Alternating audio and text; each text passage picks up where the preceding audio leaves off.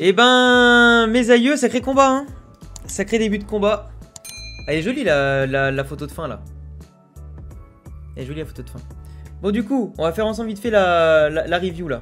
On va faire ensemble la review, les amis. Alors, l'épisode avec le premier épisode qui parle notamment donc des 3-4 épisodes de suite que nous aurons sur le combat Sacha contre Tarak. La finale du championnat du monde Pokémon hein, qui commence, on va dire, très très bien.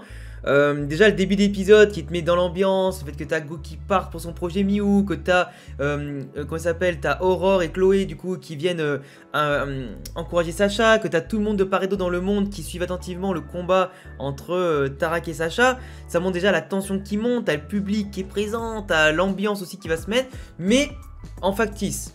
Je dis bien en factice parce que j'aurais préféré qu'il y ait beaucoup plus d'ambiance niveau public, niveau OST pour quand même un match de ce niveau-là. On a limite eu plus d'ambiance et d'intensité dans les matchs de champion d'arène ou de quand le Sacha il grimpait les postes ou dans certaines ligues Pokémon, tu vois, que pour le championnat du monde.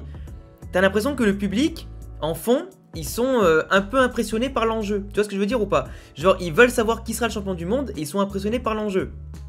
Et là, du coup, t'as juste de la tension. T'as pas une ambiance, t'as de la tension. Ça serait le mot le plus juste en fait. Donc c'est un peu dommage. Par contre, ce qui est hyper intéressant à noter c'est que là, dès le début du combat, on a un Tarak qui est tellement sûr de lui, qui impose tellement de charisme et de puissance, qu'il a quand même demandé à changer les règles du championnat du monde en demandant à l'arbitre si Sacha pouvait pas utiliser les 3 composantes stratégiques.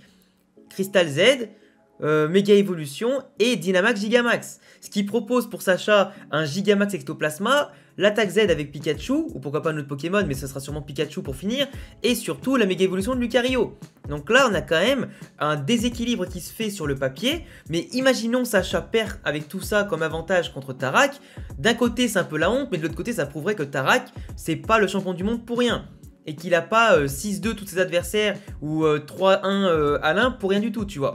Ça montre vraiment que le mec il est au-dessus du lot. Et on le voit que chaque Pokémon qu'il possède, entre Gorithmique, entre Pyrobut, entre les Argus, entre Dracofeu, même Mister Glaquette, etc. et les autres qui ne sont pas encore dévoilés, tout ce qu'il a montré sur ces 3 combats pour l'instant, chaque Pokémon individuellement est un peu comme ceux de Cynthia, c'est-à-dire au-dessus du lot. Ils ont tous eu bien l'entraînement de ouf, il a une histoire avec eux. Et en fait, ce qui est ouf avec Tarak, c'est que non seulement il a une personnalité et un talent de dresseur de ouf, mais en plus, il est vraiment très proche des Pokémon, le mec. Il a une mentalité quand il prend la parole, ou tu vois, quand il, à la fin de l'épisode, quand son Mister Glaquette, il a vaincu Ectoplasma, il a dit, tu vois, je dédie cette victoire-là à mon Lézargus qui a perdu juste avant, parce que pour moi, chaque victoire est importante, chaque petite victoire amène à la grande victoire. Et c'est ouf, tu vois. Et genre, le mec, il honore toujours ses Pokémon, qu'ils aient gagné ou perdu, tu vois. Donc c'est grave cool. Mais de l'autre côté, tu vois, pour l'instant le combat commence avec un 1-1, donc ça permet en plus, tu vois, de mettre un peu d'enjeu pour la suite.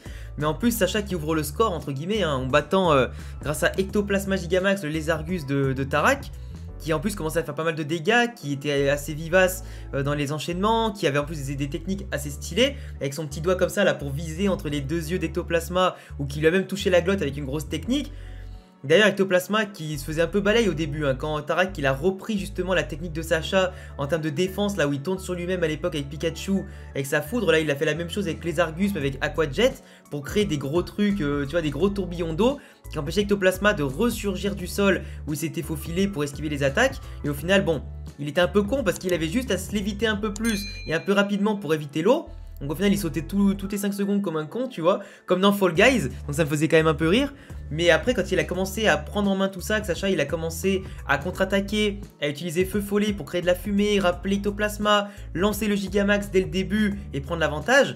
En plus avec l'attaque de poison là du coup qui faisait des bains d'acide et pas mal de jets d'acide aussi, bah c'était pas mal. D'ailleurs on a tous cru qu'Ectoplasma allait perdre quand il a subi l'attaque dans la glotte notamment du Lézargus. Et au final il a encaissé tout ça, il a tanké tout ça par sa défense, tu vois. Donc ça montre qu'Ectoplasma il a quand même progressé avec le temps et que c'est vraiment un Pokémon qui est ouf.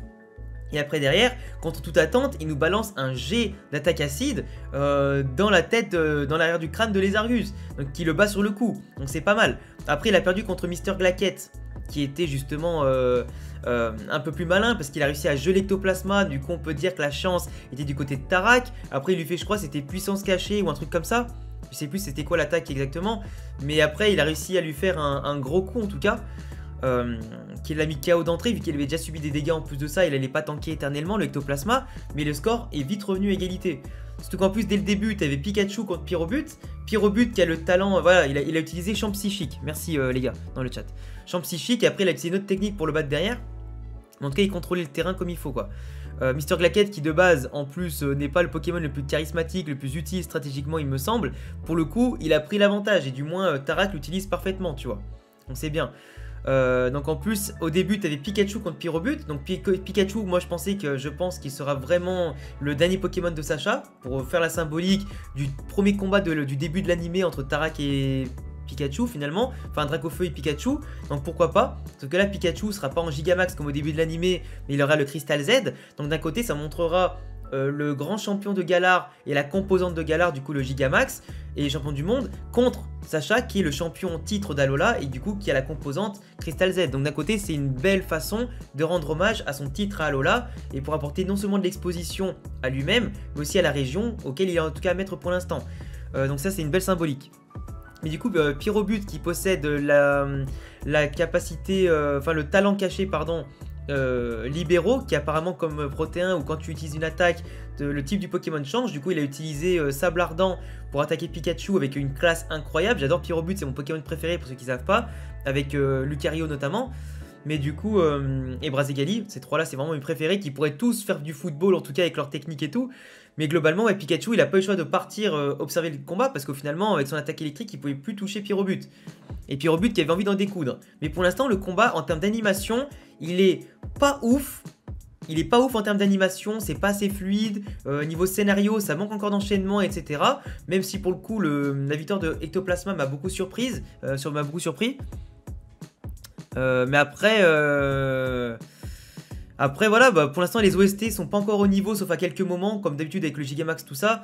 Mais pour moi, ça mérite encore, tu vois, pour les 3 prochains épisodes, quand il y aura un peu plus de chaos, d'enchaînement, de stratégie, tout ça, d'aller plus loin. D'ailleurs, c'était hyper sympa parce que Tarak a pris le temps, au bout d'un moment, d'expliquer c'est quoi le talent libéraux à Sacha. Donc même si t'es en finale du championnat du monde, il a quand même appris des choses. Et de l'autre côté, Sacha a utilisé le talent de Ectoplasma, Corps Maudit, pour un peu impacter le Méga Glaquette.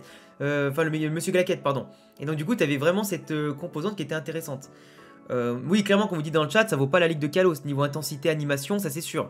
Et niveau spectacle aussi, ambiance. Là, pour le coup, on a plus de la tension que de l'ambiance. Et c'est pas non plus extrêmement bien animé, c'est pas extrêmement beau gosse, quoi. Mais bon, c'est comme ça. C'est comme ça, et puis on verra bien. On verra bien. Bah, je crois que j'ai fait le tour de l'épisode en tout cas. J'ai fait le tour, pour moi, pour l'instant, c'est un 7 sur 10. J'attends d'en voir plus, bien entendu. Puis on verra bien comment ma note va évoluer au fur et à mesure. Enfin 7 sur 10, 6 sur 10, je pense que ça va être la note un peu juste, tu vois. C'est pas mal. En tout cas, j'attendrai les amis dans le chat, tout comme sur YouTube en commentaire, que vous mettiez votre note sur 10 sur l'épisode, que vous me disiez ce que vous en pensez de ce début de combat-là, si pour l'instant ça vous satisfait, si vous en attendez plus. Moi, personnellement, pour une finale de championnat du monde, j'en attends toujours plus. Donc on verra ça plus tard. Et puis voilà, pensez à vous abonner autant sur Twitch que sur Instagram pour ne pas rater les prochains streams et tout ça. Ne pas oublier de vous abonner sur YouTube, cocher la cloche, le gros pouce bleu, bien entendu, pour ne pas rater les prochaines reviews. Et puis à bientôt les amis sur YouTube pour prochaine vidéo. Ciao les frérots.